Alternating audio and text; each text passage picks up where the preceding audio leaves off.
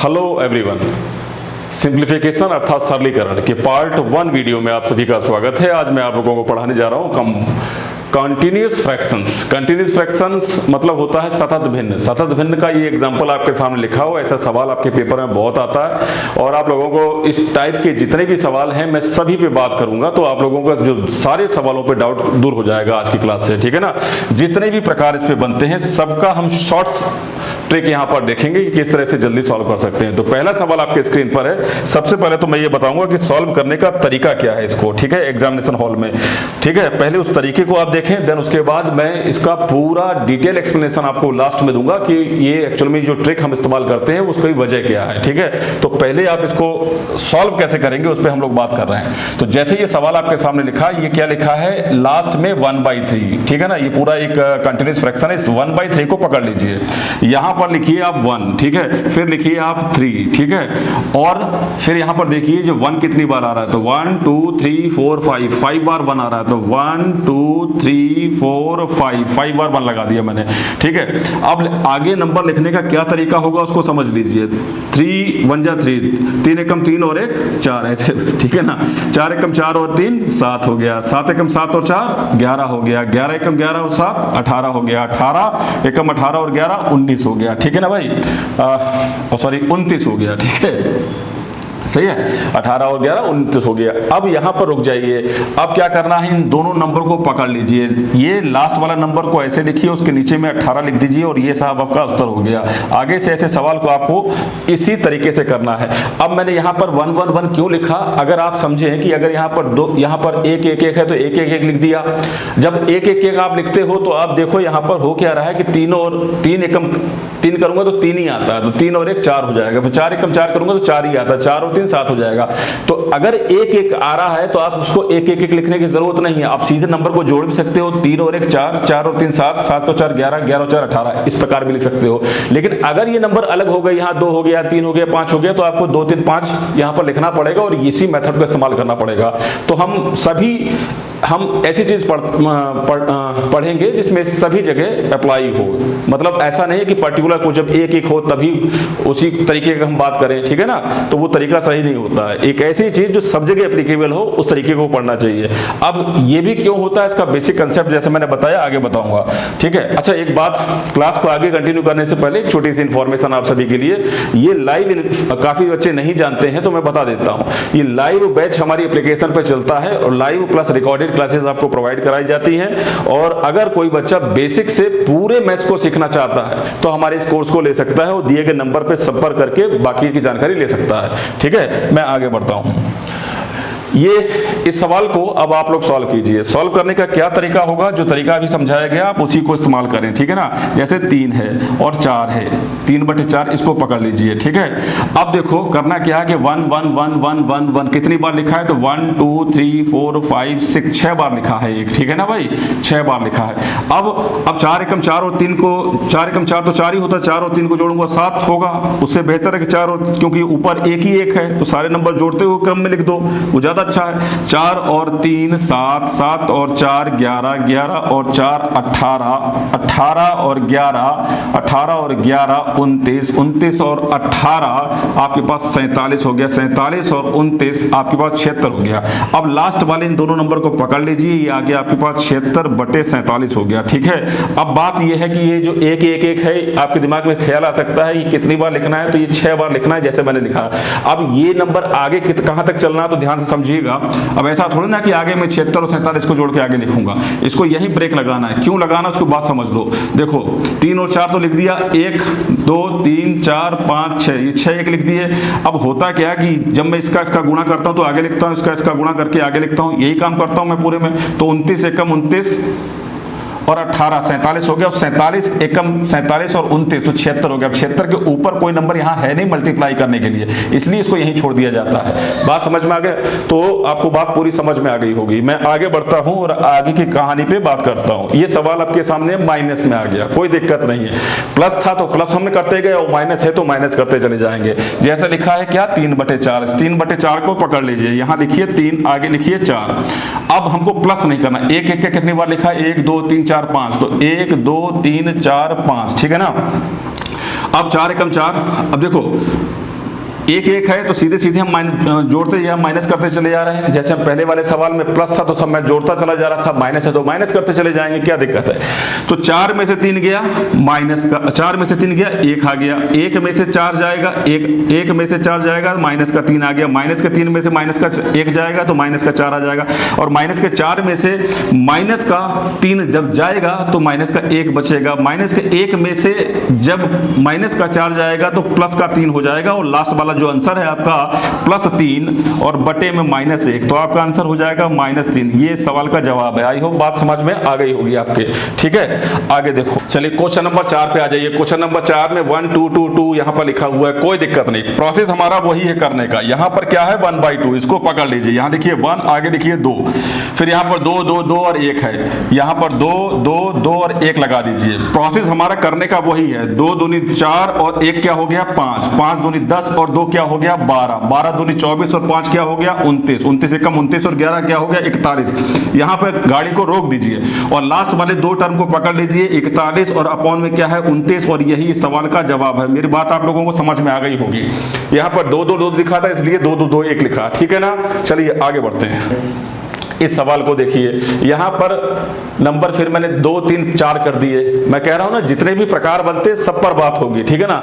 ये पूछा गया है तो जरा इसको सिंप्लीफाई करने का तरीका आप सभी जानते हो। लास्ट वाले इन दोनों नंबर को पकड़ लीजिए, 1 लिखिए 2 लिखिए, आगे कितना है ऊपर ये यहाँ पर 4 चल रहा है तो 4 लिखिए, 3 है फिर 2 है, ठीक है। इसको छोड़ दीजिए, अब सिंप्लीफाई करते हैं। 2 का 4 से गुणा 8, 8 और 1 9 हो गया, ठीक है। 9 3 27, 27 और 2 29 हो गया, 29 गुणा 2 58, 58 और +9, 58 और +9 क्या हो गया 58 और +9 67 हो गया। आपका उत्तर क्या आना चाहिए, तो आप बोलेंगे साहब 67/29 आना चाहिए। यही सवाल का आंसर है। एक बात खत्म हो गई, ठीक है ना। चलिए मैं आगे बढ़ता हूं, आगे की इस लाइन को समझिए। अब ये सवाल लो, अब ये सवाल यहाँ पर नंबर ही गायब कर दिए, ABCD यानी यहाँ पर वेरिएबल्स आपको दे दिए गए और आपसे पूछा गया कि भाई ये बराबर 69/29 है। अब 2AB 3B जो भी पूछा गया उसकी वैल्यू आपको निकालनी है, ठीक है। कहने का मतलब मेरे पास ABCD का मान होना चाहिए, तभी मैं उसमें वैल्यू रख के आंसर को निकाल पाऊंगा। तो निकालते हैं। अब निकालने का प्रोसेस क्या है, तो मेरी बात को सुनिए जरा ध्यान से, बहुत अच्छा सवाल है ये, ठीक है। एक्चुअल में जब मुझे यहाँ पर नंबर दिए जाते थे तो मैं वो प्रोसेस लिखकर मल्टीप्लाई करके लिख के एक सीरीज बना देता था और लास्ट वाले 2 टर्म पे आंसर आ जाता था, और लास्ट वाले 2 टर्म के अनुसार जो आंसर रहता था मेरा ये होता था। यानी जब मुझे ये नंबर दिए जाते तो इसको निकालने के लिए मैं मल्टीप्लाई करता था। अब की बार मुझे ये वाला नंबर दिया गया और मुझे वापस इस पे लाना है, तो मैं यहां से डिवाइड वाला प्रोसेस को इस्तेमाल करूंगा, ठीक है। यहां से यहां पहुंचने के लिए मल्टीप्लाई और यहां से यहां पहुंचने के लिए डिवाइड। इस चीज को अपने दिमाग में रखिए और देखो तरीका क्या है। यहां पर 67/29 को पकड़ लीजिए, यहां पर लिखिए 67 और यहां लिखिए 29, जरा डिवाइड लगाते हैं, 2 बार जाएगा 59 हो जाएगा, ठीक है। 58 हो जाएगा, सॉरी 58 हो जाएगा, ठीक है। डिवाइड लगाइए, यहाँ पर डिवाइड लगा दिए, सॉरी माइनस कीजिए, 9 बचेगा और इसको आगे भाग का चिन्ह लगाते हुए जिस तरह का HCF आप निकालते हो वही प्रक्रिया यहाँ पर इस्तेमाल करनी है। तो यहाँ पर आगे 29 यहाँ पर लिख देंगे। अब आगे क्या करना है, 9 से डिवाइड लगाएंगे, 3 बार जाएगा 27 हो जाएगा, 2 बचेगा, आगे 9 उतार देंगे और फिर डिवाइड लगाएंगे, 4 बार 8 हो जाएगा, बचेगा 1, फिर आगे डिवाइड लगा देंगे, 2 यहाँ लिख देंगे, 2 बार जाएगा, 2 कंप्लीट, खत्म, बात पूरी कहानी खत्म हो गई। जब खत्म हो गई तो एक्चुअल में ये जो मैंने यहां निकाला है यही आपके आंसर है। मैं आपको दिखाता हूं कैसे। आपके सामने जो सिंप्लीफाई आपको करना था वो ये करना था, AB + 1/C + 1/D, इसको सिंप्लीफाई करना था। ध्यान से समझिएगा इस बात को, ठीक है। यहाँ पर ABCD कितना है, तो बहुत आसानी से आप लोग देख पाएंगे। A की जो वैल्यू है वो 2 है, पहला नंबर, B की वैल्यू 3 है, दूसरा नंबर, C की वैल्यू 4 है, तीसरा नंबर, और D की वैल्यू 2 है, ठीक है। ये ABCD की जो वैल्यू आ गई, अब मुझे जस्ट इसमें वैल्यू पुट कर देनी है और मेरा आंसर आ जाएगा। तो चलिए A की जगह पर 2 उठा के यहाँ पुट कर देते हैं, ये 2 हो गया, 2 गुणा, B की जगह पर 3 आया था, यहाँ पर मैं 3 रख देता हूँ, +3 गुणा, C की जगह पर मेरे पास 4 आया था तो मैं 4 रख देता हूँ, प्लस D की जगह पर मेरे पास 2 आता है तो मैं 2 लिख देता हूँ। सिंप्लीफाई करते हैं, ये 2 हो गया, ये 6 हो गया, ये 12 हो गया, ये 2 हो गया, ठीक है। तो 18 और 2 20 और 2 22 इस सवाल का उत्तर हो गया। मेरी बात आप लोग समझ पा रहे होंगे। तो बहुत आसानी से हमने इस सवाल को भी सिंप्लीफाई कर लिया। अब देखो मैं आपको जो चीज बताने जा रहा हूं वो बहुत इंपॉर्टेंट है, उस बात को समझना, ठीक है। जिन बच्चों को ये लगा होगा ये क्या चीज सर ने नहीं बता दी, तो आप मेरे इस सवाल को, इससे पहले वाले सवाल को इससे जरा कंपैरिजन करना। एक्चुअल में ये वही सवाल था, इसका उत्तर मैंने 69/29 निकाला था, और ये वही सवाल है। मैंने यहाँ पर यहाँ पर नंबर्स गायब करके ABCD लिख दिया था और बराबर में 69/29 निकाला था। आप देखो A बराबर B बराबर C बराबर D बराबर जो मैंने निकाला वही ये लिखा है, क्या वही लिखा है। तो मैंने एक सवाल को कन्वर्ट करके दूसरा नंबर का सवाल बना दिया, और ये दोनों प्रकार के सवाल आपके पेपर में पूछे जाते हैं। आई होप ये अंडरस्टैंडिंग आपकी बहुत क्लियर होगी। जब ये नंबर्स दिए गए हैं, इसकी ये निकालना है या इसको सिंप्लीफाई करके निकालना है, तो मल्टीप्लाई और सिंप्लीफाइड नंबर आपको दिया गया, पूरा फ्रैक्शंस दिया गया है, और उससे अगर आपको इसको फाइंड करना है तो आप डिवाइड वाला वो प्रोसेस को अपनाएंगे जैसा कि मैंने ये बताया है। आई होप ये बात आपको समझ में आ गई होगी। इसका आंसर क्या है? 22। ठीक है, आगे बढ़ो। चलो इस सवाल को देखो। अब लो इस सवाल में देखो जरा, यहां पर मैंने नंबर्स की जगह पर यहां पर x आ गया, ठीक है। अब आप लोगों के लिए मैंने कहा ना कि हर प्रकार का सवाल इसमें मौजूद है, आप लोगों को कहीं कोई दिक्कत आने नहीं दी जाएगी, ठीक है। इसको देखो जरा, यहां पर x लिखा हुआ है, ठीक है, कोई दिक्कत नहीं। हमारा प्रोसेस जो है हमने जो आपको बताया वो बिल्कुल परफेक्ट है, उसको हर जगह अप्लाई कीजिए। यहां पर x आ गया, ठीक है ना, 1/x को ही पकड़ना है, तो आगे 1 है फिर x है, ठीक है। अब कितनी बार है? 1 2 3। अब हम इस वाले पोर्शन को सिंप्लीफाई करेंगे पहले, क्योंकि ये 1 के अपॉन में पूरा लिखा है। सतत भिन्न आपकी यहां से स्टार्ट हुई है, कंटीन्यूअस फ्रैक्शन यहां से स्टार्ट हुआ है, ठीक है ना। तो आप इतने पार्ट को सॉल्व करेंगे, तो 1/x लिख दिया, ठीक है, 1/x लिख दिया, फिर क्या यहां लिखते थे थोड़ा 1/x लिख दिया, ठीक है, इस प्रकार से। फिर क्या किया मैंने? जस्ट वही प्रोसेस 1 2 3, तो 1 2 3 बार 1 लिख दिया, x, ठीक है, x + 1 आगे वाला नंबर होगा जस्ट जोड़ते हुए, क्योंकि ऊपर 1 1 है, सीधे नंबर को जोड़ जोड़ के आगे लिखना है। x + 1 + x क्या हो जाएगा? 2x + 1 हो जाएगा, और 2x + 1 में से आगे वाला नंबर x + 1 जोड़ेंगे तो ये हो जाएगा 3x + 2 हो जाएगा, ठीक है। अब देखिए जरा, इस यहां से लेकर इस वाले पूरे पार्ट का जो जवाब होगा वो क्या होगा? 3x + 2 अपॉन 2x + 1 क्या होगा? इस वाले पोर्शन का जवाब 3x + 2 अपॉन 2x + 1, 3x + 2 इसके नीचे आएगा 1 के अपॉन में, 3x + 2 अपॉन 2x + 1, 2x + 1 ऊपर पहुंच जाएगा क्योंकि 1 के अपॉन में लिखा है। तो पूरा ये सिंप्लीफाइड पोर्शन क्या आ जाएगा? 2x + 1 अपॉन 3x + 2 आ जाएगा, और बराबर में आपके पास चल रहा है 5/8 चल रहा है। जरा क्रॉस मल्टीप्लाई करते हैं और देखते हैं क्या बनता है। तो क्रॉस मल्टीप्लाई करने पर ही मेरा ये आंसर बन गया, कितना बन गया? ये बन गया आपके पास 16x + 8 बराबर 15x + 10 बन गया। अब x की वैल्यू क्या आ गई? 16 में से 15 गया तो 1, और 10 में से 8 गया तो 2, x की वैल्यू आ गई 2। तो आंसर क्या है? इस x का 2 है। आई होप ये बात समझ में आ गई होगी, ठीक है। वही कंटीन्यूअस फ्रैक्शंस की बात है। इस सवाल को पेपर में आए हुए हैं सवाल हैं, इनको जरा सिंप्लीफाई कीजिए। अब आप इसको मत देखिएगा, सतत भिन्न कहां से स्टार्ट हुई, आप उस पोर्शन को सॉल्व करेंगे, तो आप इस पोर्शन को पहले सॉल्व करेंगे। ये जो मैंने यहां पर सर्कल खींचा हुआ है, ठीक है, करते हैं सॉल्व। 1/4 है तो 1 और 4 यहां से आप लिखिए उसको ऐसे, ठीक है। फिर आगे की बात कैसे करना है? यहां पर 1 है, यहां 3 है, यहां 2 है, तो यहां 1 लिखेंगे, यहां 3 लिखेंगे और यहां 2 लिखेंगे, ठीक है। सिंप्लीफाई करना स्टार्ट करते हैं। 4 एकम 4 और 1, 4 एकम 4 और 1 5, ठीक है ना। 5 दिए 15 और 4 19, ठीक है। 19 दूनी 38 और 5 38 और 5 43, ठीक है। इस पूरे ये सर्किल है, इसका जो जवाब आ गया 43/19 आ गया। क्या आ गया? 43/29। अब यहां पर जब मैं 43/29 लिखूंगा तो 29 तो ऊपर पहुंच जाएगा और 29/43 हो जाएगा। सॉरी 19 है, सॉरी 43/19, ठीक है ना। तो 43/19 यहां लिखूंगा, 19 ऊपर पहुंच जाएगा, 19/43 43, ये पूरा नंबर मुझे दिखाई देगा। क्या दिखेगा? 19/43।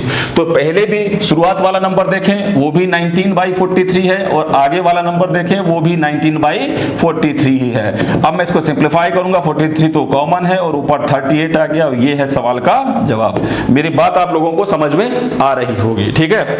अब एक सवाल ये आता है इस प्रकार का, ठीक है। अभी तक हम लोग जितने भी सवाल कर रहे थे, पहला मैंने सवाल उठाया सब में 1 1 1 लगा हुआ, तो यहाँ पे भी 1 1 लगा हुआ था। दूसरे प्रकार का मैंने सवाल उठाया कि यहाँ पर नंबर चेंज थे, लेकिन यहाँ पर 1 1 ही था। अब ये जो प्रकार है, इसमें आप देखें यहाँ पर भी नंबर 1 के अलावा और यहाँ पे भी नंबर 1 के अलावा है। इसको करने का क्या तरीका है? इसी प्रकार से अगर हम सॉल्व करना चाहें तो ये तरीके को आप पकड़ लीजिए। कैसे करना है? यहां पर इस नंबर को पकड़िए, 3/5 है तो मैंने लिखा 3 और 5, ठीक है ना, ऐसे लिख दिया। फिर मुझे क्या करना है, यहां पर 1 है, यहां पर 5 है, यहां पर 2 है, ठीक है। 5 एकम 5 और 3 8 हो गया, 8 पंजे 40। 1 मिनट, 8 तो हो गया, लेकिन यहां पर गौर करना है एक बात का, बहुत जरूरी है वो बात, उसको समझिए। देखो ये तो 5/3 है, इसको तो ऐसे ही लिख दिया मैंने, ठीक है। ये 4 है तो यहां पर 4 का डिवाइड जरूर लगाना, ठीक है। और आगे यहां पर जो भी नंबर आएगा, यहां पर 3 है तो 3 का डिवाइड लगाना, फिर आप सिंप्लीफाई करना आगे, क्योंकि ये दिक्कत दे देंगे इस सवालों में। तो ध्यान से समझिएगा, इसमें मैंने थोड़ा सा चेंज कराया है इसमें। तो सिंप्लीफाई करते हैं, 5 एकम 5 और 3 8 हो गया, ठीक है। अब 8 और बटे में 4 था तो ये सिंप्लीफाई होकर 2 आ जाएगा, ठीक है ना। ये 2 पढ़ा जाएगा, 2 पंजे 10 और 5 15 हो गया, और 15/5 को क्या पढ़ा, 15/3 को 5 पढ़ा जाएगा, और 5 पंजे 5 दूनी 10 और 2 12 हो गया।